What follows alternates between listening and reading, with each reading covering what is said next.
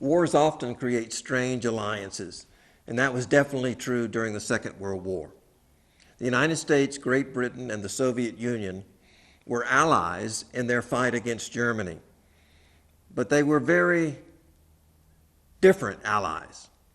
The Soviet Union, of course, represented communism, totalitarian communism. The United States and Great Britain stood for democratic values and elected governments. They shared, of course, a common opponent in Nazi Germany. And that common opponent was powerful enough to forge this alliance among three very different nations. Plan of battle for today, drawn up by the Combined Operations Planning Committee and approved by the Commanding General. The White Force, lead group, low squadron. We've crossed the invisible line of enemy radar. The Hun is expecting us.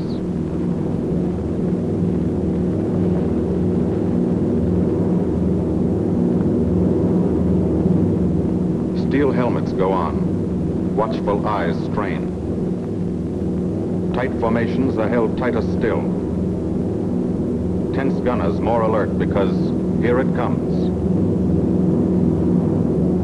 The enemy coast. From up here, it looks the same as any other. Houses, roads, green fields, factories, waterways. But they are the houses and fields of those who invade and oppress. They are the factories and roads of the people who twice in one generation have flooded the world with suffering. Suffering in such quantity as the history of the human race has never known. Brought torment and anguish into countless American homes. Gold stars and telegrams from the War Department.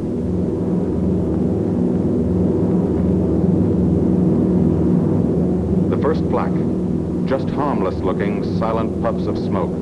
Only each puff is a shell exploding, throwing shrapnel around the sky. Exactly the range, accurate flak by radio prediction. 5 miles down, Nazi anti-aircraft batteries have calculated the altitude, speed, and course. Where will the next one hit? You try not to be there. The alliance was most threatened by the behavior of the Soviet Union in Eastern Europe. As Soviet armies pushed westward, headed toward Germany, they liberated the nations of Eastern Europe from German control. And as they did so, they ensured that those nations would always be subordinate to the Soviet Union.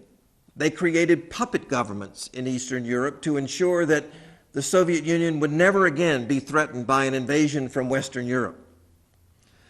But in creating those puppet governments, they violated the democratic principles that the United States and Great Britain had been fighting for during the Second World War.